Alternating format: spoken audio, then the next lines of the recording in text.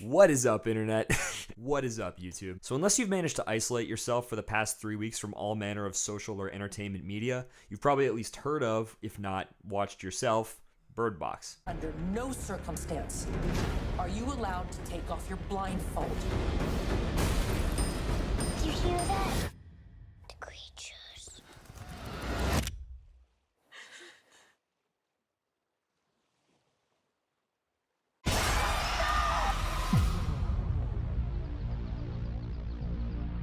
For the uninitiated few, Bird Box is a Netflix original feature film directed by Danish filmmaker Suzanne Beyer from a screenplay written by a rival screenwriter Eric Heiserer, adapted from a 2014 novel of the same name by the high-strung lead singer Josh Mallerman. The film was released on Netflix on December 21st, 2018 after a limited theatrical run a week earlier, and has since achieved not only massive success on the platform, but has also ascended to its own form of memehood thanks to, in part, the proliferation of this image from the movie accompanied by various captions, usually related to college football. The film stars Sandra Bullock, Trevante Rhodes, John Malkovich, and a host of others, and mainly follows Bullock's character Mallory through multiple timelines as she and her unconventional family deal with, among other things, the breakdown of society caused by a sudden and unexplained wave of mass suicides, ostensibly caused by the invasion of alien or supernatural forces. Since its release, the film has become something of an internet phenomenon, making its way into countless memes, articles, Kardashian Twitter pages, and online discussions, and has further cemented the ability of streaming platforms like Netflix to compete in the area of creating and distributing their own full-length feature films, a market previously thought to be evolving but still dominated by the traditional studio theater system. This, you may remember, especially in the context of Netflix, is very similar to the discussion it had around David Ayer's film Bright, starring Will Smith and Joel Edgerton, which released, oddly enough, about exactly a year prior to this one. I think Netflix really knew what they were doing with Bird Box, and while I don't think the movie is perfect or even spectacular in its own right, I do believe that it's a prime case study in what happens to a narrative when it is translated not only across mediums, but across different distribution platforms. Bird Box the movie is as much a product of Netflix as a technological platform as it is a product of explicitly adapting a written story for film. And that's what I'm going to talk about. And yeah, it should go without saying, but from this point on, heavy spoilers for both the novel and the movie. You've been warned. So I wasn't really sure where to begin the analysis here, but all of that begs the question, how is the actual movie? Pretty good.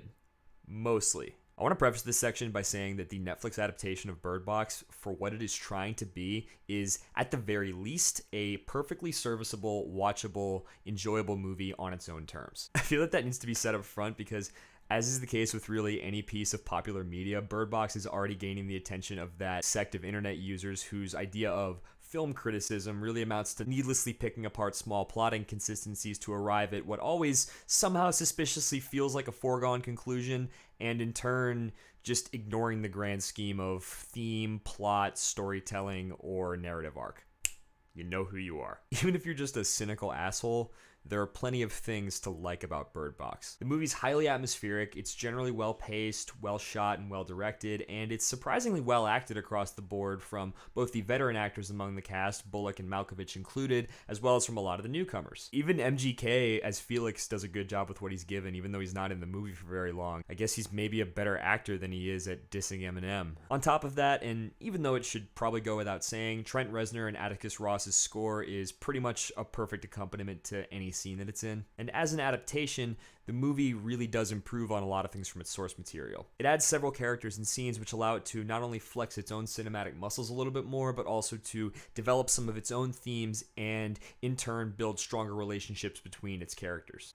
All that being said, the movie really isn't anything that special either. Just like the book, the movie is really thematically unfocused. It never really has enough for its ensemble cast to do. The first act is hilariously rushed, and the film as a whole is really derivative of other post-apocalyptic or global crisis-themed movies, especially in some of the sequences that were added for the movie. I'll talk about all of these at length in the next section, but let's go back to that point about theme for a moment. Like the book, though in some fascinatingly different ways, the movie tries very, very hard to be not just about one thing, but about many different codependent things.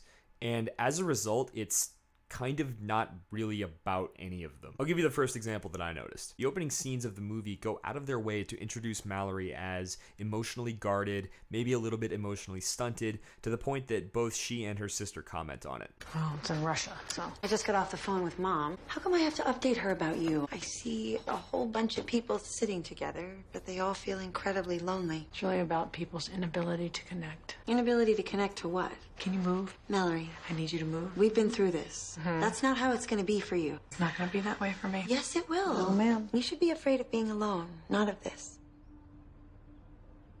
At a point soon after, when the crisis has already started, we can see an affected character saying, "Mom?" wistfully before their death from looking upon the creatures.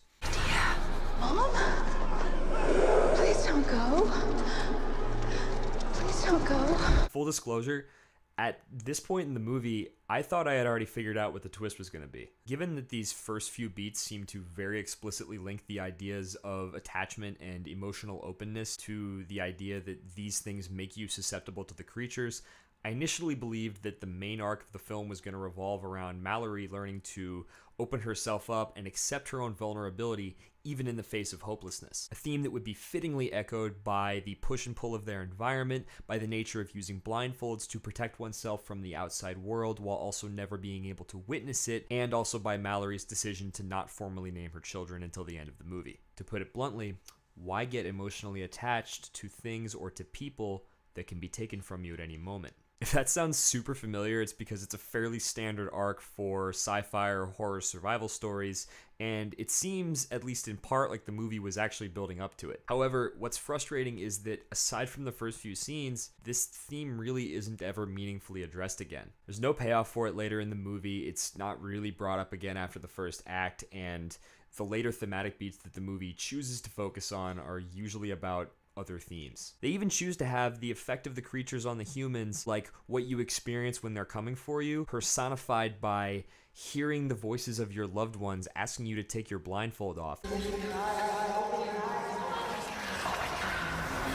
So it kind of seems like they were intending on using this, right? And this element isn't really elaborated upon in any meaningful way in the book either, so it's clear that Eric Heiserer and the writers really wanted this theme in the movie, but either didn't really know how to execute on it, or they did and it just got left on the cutting room floor. The latter was probably the case. Instead, the main theme that the movie seems to want to land on is the idea of motherhood. The idea that you must both accept responsibility for and have faith in those who trust and depend on you. Early on in the movie, Mallory jokes with her doctor about drinking while pregnant. Her sister tells her that she'll need to change in order to adequately be there for her child. It's different with the baby. It's an immediate love affair. Can't raise a kid here. Where would you even put her? The initial climax of the movie centers around her accepting responsibility for both hers and Olympia's children.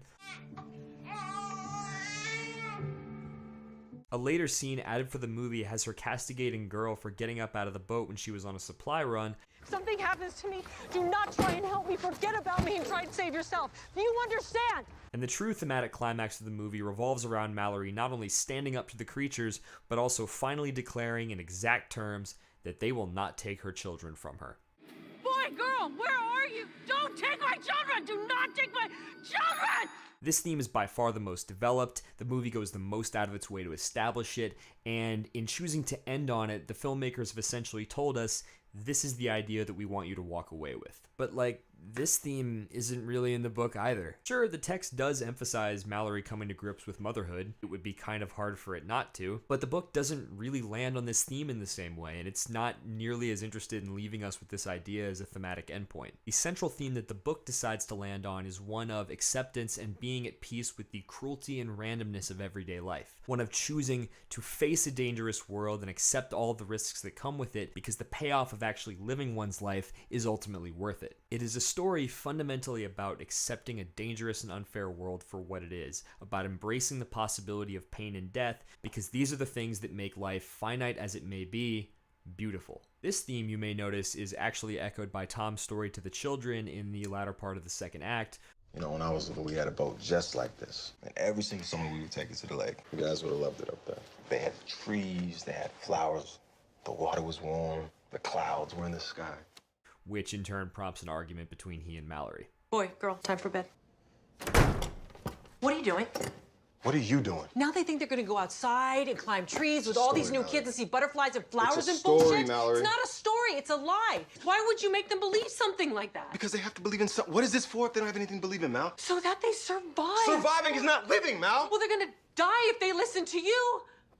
I feel that this is also as good a time as any to mention that Mallory's portrayal in the movie is infinitely better than how she's portrayed in the book. While Sandra Bullock does a really great job portraying Mallory as strong, stoic, resourceful, and protective, while still being emotionally stunted and cut off from her children, the book's version of the character is irrational, dramatic, temperamental, always on the verge of tears, and spends most of the length of the book just moping around the house begging for Tom to come home. Suzanne Bier honestly deserves some real credit for investing not just Mallory, but also very notably Trevante Rhodes' Tom with a lot more narrative agency and real-world emotions than either of them were afforded in the book. All that being said, the theme of facing the world and facing life even in the face of certain death or danger, though extremely critical to the thematic and plot beats of the novel, goes relatively underdeveloped in the rest of the movie except for that one scene. So the movie adds or elaborates upon multiple themes in the text, none of which were central to the novel, adds several scenes to help elaborate these themes, including its own final climax, and does it all while underdeveloping but still kind of drawing attention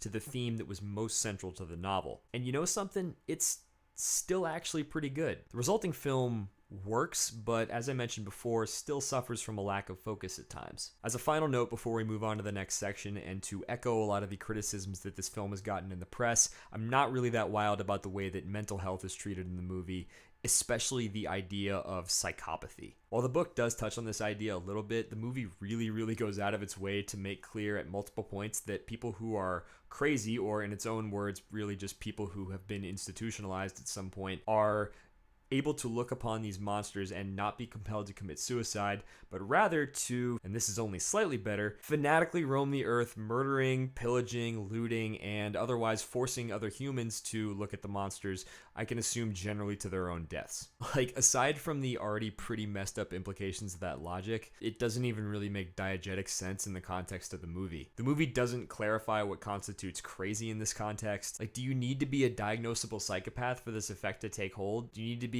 disconnected from reality in some way? Do you need to be schizophrenic? Do you just need to be kind of a creepy, off-putting weirdo like all the villains in this movie are? I understand that the movie doesn't clarify this because in the context of its plot, it doesn't need to. That's something we'll get to more later on. But by leaving this ambiguity in the film and portraying such a firm dichotomy between those who are sane and those who are crazy, using their word, not mine, the film really only succeeds in othering the mentally ill even further and driving home this idea that individuals who are suffering from psychopathy or from antisocial personality disorders which, when left untreated, can possibly lead to violence, are not sick or worthy of societal compassion, but are instead fundamentally broken and evil and should be feared. So yeah, not a good look, guys. All that being said, I still stand by my original assessment. For what it was trying to be on an entertainment level, Bird Box succeeds as a film and delivers to viewers a compelling suspense drama that builds tension, delivers payoffs, and tells its story in interesting and inventive ways. But there's still a lot more to talk about.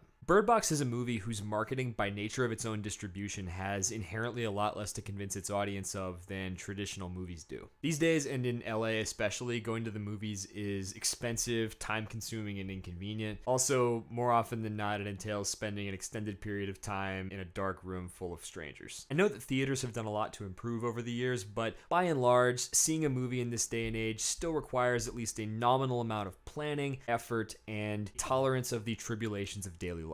Netflix, on the other hand, asks very little of its viewers. Netflix subscribers, and by extension anybody in their social periphery who still has their password, can now view whatever movie they like from the comfort of their own sofa, making it a lot easier to just be hanging out one night and watch a new movie because you see it and it looks cool. The threshold of interest that a given viewer might need to hit a button and watch a movie on Netflix is much lower than if that same viewer were to set aside several hours of their evening, get up, get dressed, go out to an expensive theater, and pay money to watch that same movie with a 6-year-old kicking the back of their seat the whole time. As such, the marketing for Bird Box didn't really need to convince potential viewers that it was some kind of sprawling, visually rich, or otherwise universe-expanding cinematic experience worthy of buying a $12 movie ticket to. Rather, all it had had to do was create a simple mystery that would pique the interest of a user scrolling over it at home. Still, even with this leg up, Bird Box tries its absolute hardest, especially in its marketing, to make itself really look and feel like other movies in the horror, post-apocalyptic, sci-fi, survival genre. The film's marketing visually draws a lot of parallels to A Quiet Place, with much of the action focusing on Mallory's family unit and also on the sensory preparations that her and her family take to avoid being caught by the monsters. The movie's inciting incident scene revolves around an explosion in the rear window, a technique used very frequently in these kinds of movies, but for me most notably borrowed from the beginning of World War Z. And the multiple debates in the movie over allowing certain characters into the safe house or not are depicted and framed in the same way that zombie movies tend to depict trying to ascertain if a certain character is infected or not. The same way that these types of movies tend to be, much of Bird Box's drama and marketing is focused on the monsters specifically, as well as on how they directly affect the lives of our main characters. Where the book focused most of its energy, I feel more appropriately, on the post-lapsarian world created by the monsters, on the world as it has become, closed off to our protagonists, and in turn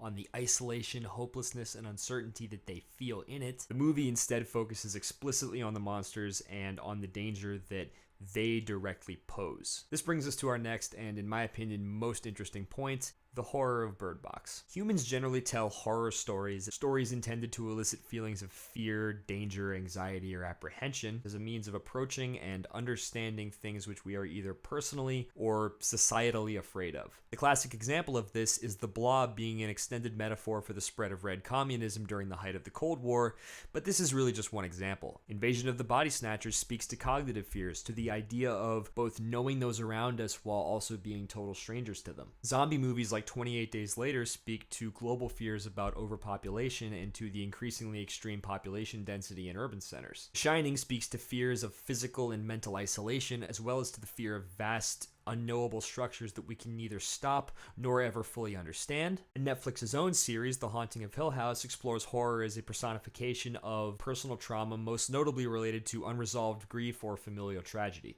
As such, horror as a genre, whether in its written or visual form, tends to tell its story through one or more layers of metaphor and mechanics. Bird Box uses the same tools, but is unique in that the toolset changes very definitively when it moves not only from one medium to another, but from one distribution platform to another. And these changes, while they may appear subtle on the surface, are actually profoundly different in how they establish the horror of either story. And they are also the real reason that I decided to make this video in the first place. Right off the bat, in either version, we are presented with the idea that looking at these creatures causes most humans to immediately commit suicide. In the book, they elaborate on this a little bit. The creatures don't possess any kind of telepathy or explicit control over human actions, but their indescribable appearance is compared to infinity or something so beyond human comprehension that normal human brains simply shut down and will self-destruct after witnessing them, i.e., suicide.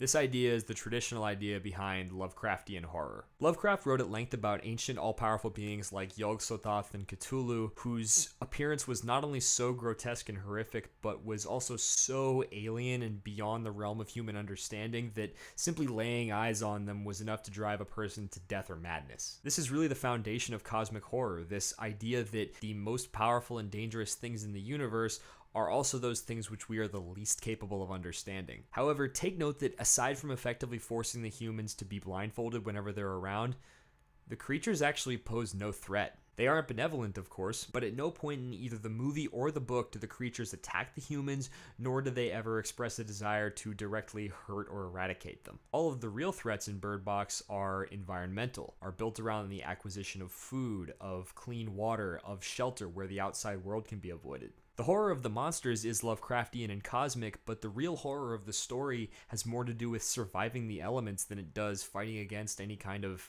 malignant invading force. At least, that is to say, in the book it does. While the book is content to allow the innate horror of a post-lapsarian world to carry its sense of fear and drama, the movie instead decides to add its own element: crazy people. When I brought up the movie's portrayal of mental health, I mentioned how strange it was to add this element given that it isn't really present in the book at all. However, I think I understand why they added it to the movie. At multiple points in the movie, plot elements are driven forward not by inherent dangers present in the world or environment, but rather directly by the actions of crazy people who want them to look at the monsters. I understand cinematically why they did this. It lends itself much better to action scenes and gives Tom Hollander a chance to go hog wild with his portrayal of Gary. But what I don't think that they anticipated is that this fundamentally changes the source of the conflict in the story. This is now no longer a story about the horror of a collapsing world and the realization that life after civilization is cold, miserable, and short. Rather, it is now the story about how Mallory's happy family, loving mother and father both present, is destroyed by the intrusion of crazed looters who in turn force her hand in making the decision to go on the trip. This change, small as it may have seemed in the writer's room, actually deprives Mallory of the arc which she spends the entire length of the book achieving. Rather than the decision to leave home and go on the trip being a choice that Mallory makes upon realizing that her life and the lives of her children cannot be adequately lived effectively inside a box, a note which the first chapter of the book begins on and then spends several other timelines building up to, the movie instead has the decision effectively made for her by the encroachment of an outside urgency completely unrelated to her own environment or choices. In creating a more cinematic experience for viewers, the film Bird Box inadvertently succumbs to the loss of its own identity and changes from a story about facing life in an uncertain world to instead just getting to a safe house because some bad men with guns are after you. This change is also especially notable in how both versions build up to and execute their endings. In the film, when encountering the deadly rapids on the river journey wherein one or more of the characters in the boat must open their eyes in order to properly navigate, Mallory instead chooses for everybody in the boat to remain blindfolded, effectively keeping them safe from one danger while rendering them helpless to the other. In doing this, Mallory effectively chooses to cling to the safety that she knows versus taking a risk that might save her life, and as a result, she and her family are almost killed. In the film's ending, Mallory and the children arrive at the Jane Tucker School for the Blind where they find familiar faces, safety, and rest, and while they are ever wary of the creatures lurking outside their walls, they are able again to take comfort in the idea that here they are safe and can perhaps truly one day live again. It is an uplifting, highly optimistic ending that seeks to relieve the tension of the rest of the film. The book, on the other hand, while still relieving the tension of the narrative, has a decidedly bleaker ending. In the book's version of the river scene, there are no rapids. Rather, Mallory must navigate to a specific path at a four-way split in the river, and in order to do so, must open her eyes to navigate. In one of probably the most well-done moments of the novel, Mallory does take her blindfold off here, and in addition to being able to see the path clearly, she is awestruck by the color and beauty of the outside world that she hasn't laid eyes on for 5+ years. Even if these colors are the muted browns and grays of the cold Michigan winter and are still a part of the bleak world that she exists in, their beauty resides in the fact that they are also the colors of a world viewed as it is, without fear, trepidation, or a blindfold. In the very ending of the book, in a scene that admittedly does feel a little bit rushed, Mallory and her family arrive at the school for the blind and, just as in the movie, are relieved of the dangers of their journey and allowed to finally be safe and rest. However, immediately after arriving, they discover that a number of people in the compound have, seemingly for fear of inadvertently seeing the monsters, deliberately and violently blinded themselves. Rick, the leader, assures them that this is not how they do things anymore, but he still gives them a choice. Do they live their lives, short and painful as they may be, sighted in a dangerous, uncertain world, or do they forego their sight and in turn forego experiencing some of the beauty of the world in favor of being most able to survive in the world that the monsters have created? I don't know. What would you do? I actually prefer the ending to the book, and while I realize that it would have been pretty anticlimactic to do it cinematically, I feel that it's a much more thematically appropriate cadence to the story than the film version gave us. In embracing the necessity of a universally uplifting and optimistic ending, an ending that would have given home audiences a sense of satisfaction and closure, the film loses the existential thematic questions that fundamentally defined the end of the novel and kind of fundamentally define this story. And so, at this point you may be thinking, what the hell does all of this mean? Bird Box is, of course, not the first written narrative work to be adapted to film, nor is it the first to be adapted to Netflix. But if its ubiquity in web content and the massive streaming numbers that it put up are to serve as any indicator, something about it and its mystery genuinely spoke to viewers in a way that most other content hasn't been able to do lately. Something about the idea of being blindfolded in one's own world, deprived of one's sight, and forced to hide from a creature that was not only unseeable, but was fundamentally unknowable, genuinely spoke to audiences at a level that most other Netflix content hasn't lately.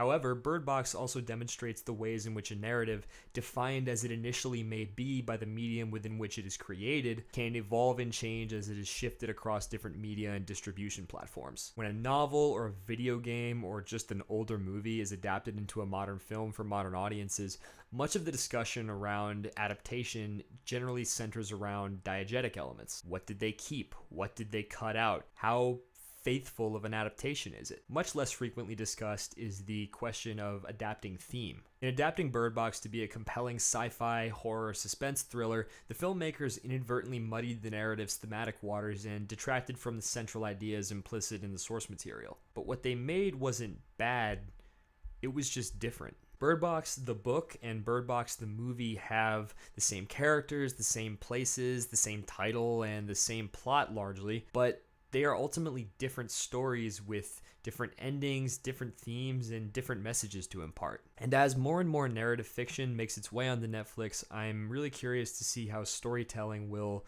change and evolve over time with it. Bird Box wasn't the first, and if trends continue as they've been going, it certainly isn't going to be the last. Guys, thank you so much for watching. I really hope you enjoyed this. This is my first attempt at doing kind of one of these type of videos. I really hope you enjoyed it. If you liked it, please leave a comment, subscribe. If you hated it, please leave a comment, subscribe. But yeah, this was a lot of fun for me. I hope it was just as much fun for you, and I certainly hope you come back. See you later.